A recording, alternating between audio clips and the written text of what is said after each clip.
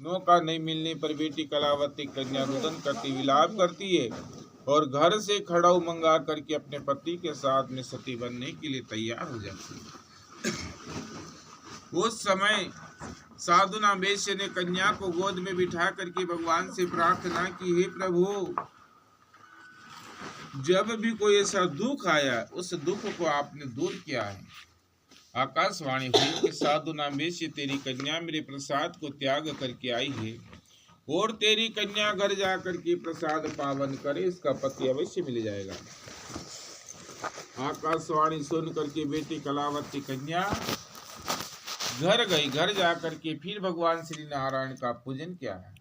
पूजन करने के बाद में स्वल्प प्रसाद लिया, तुलसी पंचामृत ले करके संकल्प लेकर के वहां पे 16 श्रृंगार करके वापस घाट पर आई। घाट पर आकर के देखा तो उसके पति की नौका कमल के फूल के समान तरती किनारे पर चली आती। बेटी कलावती कन्या ने अपने पति का दर्शन किया, आरती उतारी। उसके बाद में साधु नामेश ने ब्राह्मण को बुला करके उसी समुद्र के किनारे भगवान का पूजन किया और वहां से परिवार सहित घर गया। घर जाकर के फिर भगवान श्री शक्तिदेव का पूजन किया। संकल्प कर लिया कि मैं हर महीने भगवान श्री नारायण का पूजन करूंगा। जब हर महीने भगवान का पूजन करने लगा तो उसके शब्द को धीरे धीरे दूर हो गए और अंत काल में वे कुंड लोक को सिधार जाते। इति स्कंद पुराणे रेवा खंडे श्री सत्यनारायण व्रत कथायाम चतुर्थ अध्याय समाप्त। श्री सत्यनारायण भगवान की, हनुमान जी महाराज की, महाकालेश्वर भगवान की, सांवरिया सेठ की, राजराजेश्वरी अम्बे माता की, शिव नमः पार्वती पदे हर हर महादेव।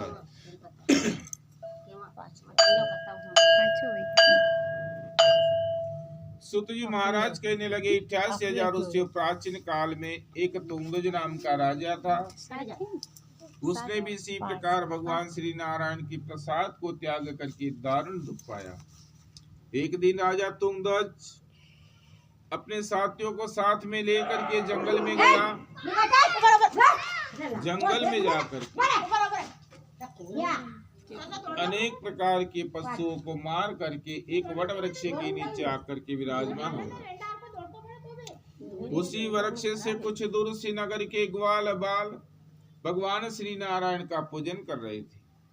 ग्वाल बालों ने मन में विचार किया कि अपनी राजधानी के राजा पधारे, इनको भी भगवान श्री नारायण का प्रसाद देना चाहिए। ऐसा सोच करके ग्वाल बाल मिलजुल करके वह स्वल्प प्रसाद की थाली लेकर के राजा के सामने जा करके रख दी। राजा ने मन में विचार किया कि अपनी राजधानी के राजा पधारे, इनको भी भगवान श्री नारायण का प्रसाद देना चाहिए। ऐसा सोच करके ग्वाल बाल मिलजुल करके वह स्वल्प प्रसाद की थाली लेकर के राजा के सामने जा करके रख दी। राजा ने मन में विचार किया कि कौन सी जाति के लोग हैं, इनके हाथ गंदे हैं, इनके हाथों का प्रसाद मैं कैसे ग्रहण करूंगा, क्योंकि मैं राजा होकर के राजा का मान नष्ट नहीं कर सकता। प्रसाद को त्याग करके राजा तुंगज अपनी राजधानी में गया। वहां जाकर के देखा तो धीरे धीरे उसके 100 पुत्र मृत्यु को प्राप्त हो गए। राजपाट सब नष्ट हो गया। एक दिन राजा तुंगज मन में विचार करने लगा कि मुझे राजा बनाए इसका भी कोई कारण होना चाहिए और रंक बनाए इसका भी कोई कारण होना चाहिए। उसी समय राजा तुंगज एक ब्राह्मण को बुलाया। ब्राह्मण से कहने लगे, महाराज, एक दिन में राजा बन करके बैठा था, एक दिन में रंक बन करके बैठा हूँ, इसका क्या कारण है? ब्राह्मण कहने लगे कि महाराज, आपने भगवान की प्रसाद का अपमान किया, इसी कारण ये तुम्हारी दशा हुई है। उसी समय राजा तुंगज ब्राह्मण को साथ में लेकर के उसी स्थान पर गया जहां पर ग्वाल बालों ने भगवान श्री नारायण का पूजन किया। ग्वाल बालों को समय में बिठा करके राजा तुंगज ने भगवान श्री नारायण का पूजन किया।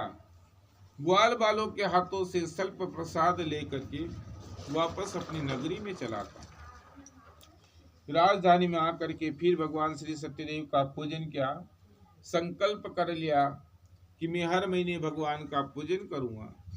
जब हर महीने भगवान का पूजन करने लगा तो उसके सब दुख धीरे धीरे दूर हो गए और अंत काल में वे कुंड लोक को सिधार जाते। सूत जी महाराज कहने लगे, 88,000 ऋषियों जिन्होंने भगवान श्री नारायण का पूजन किया उसके दूसरों जन्मों की कथा कहता हूँ। सतानंद महाराज ने भगवान का पूजन किया तो दूसरे जन्म में सुदामा नाम के ब्राह्मण हुए जिन्होंने भगवान श्री कृष्ण के साथ में विद्या ग्रहण की उज्जैन में। काष्ठ को बेचने वाला लकड़हारा भील भगवान श्री नारायण का पूजन किया तो दूसरे जन्म में भगवान राम को 14 वर्ष का वनवास हुआ। उस समय भगवान राम को गंगा पार करके मोक्ष को प्राप्त होते हैं।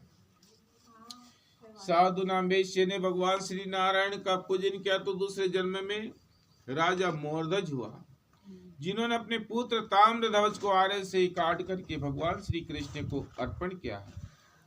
राजा उल्कामुख ने भगवान श्री नारायण का पूजन किया तो दूसरे जन्म में महाराजा दशरथ हुए जिन्होंने भगवान श्री राम जैसे पुत्र को प्राप्त करके सरयू नदी के किनारे रंगनाथ की पूजा करके मोक्ष को प्राप्त होते हैं। राजा तुंगध्वज ने भगवान का पूजन किया तो दूसरे जन्म में शंभु मुनि नाम के राजा हुए जिन्होंने पूरी भागवत कथा सुनने के बाद में मोक्ष को प्राप्त हो जाते।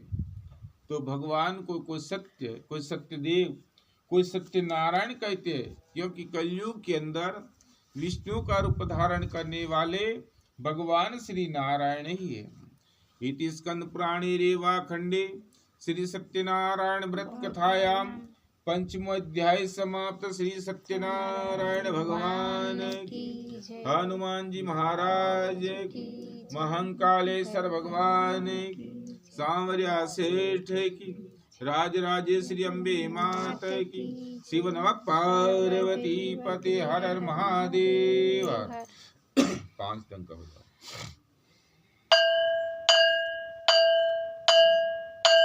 श्री कृष्ण गोविंद हरे मुरारी, हे नाथ नारायण वासुदेवा।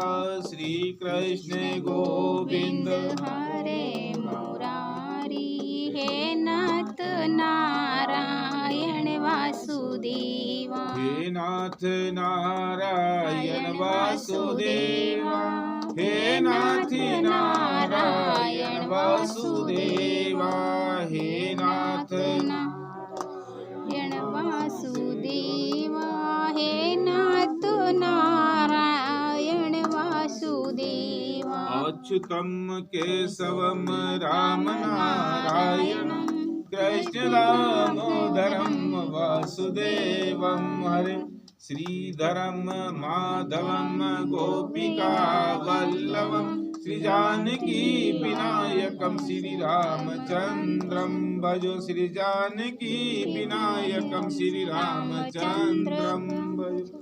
शिव नमः पार्वती पते हर हर महादेव। चलिए साहब जल लो हाथ में, लकड़ी तो लाज को नहीं हवन करवानी। लाऊं दो मार चढ़ाओ ना ऊपर जल छोड़ो। गोपाल ने मिलता ऊपर पर गोपाल क्या नवरो को हाँ जल छोड़ी ना, आंख पे लगे लो। पहला कहता हूं मिनट कन उतरे लेते ऊपर कई कोन करे लकड़ी काय रीची जाओ जल्दी लेना हो फटाफट। क्या हुआ? हाँ घरे चल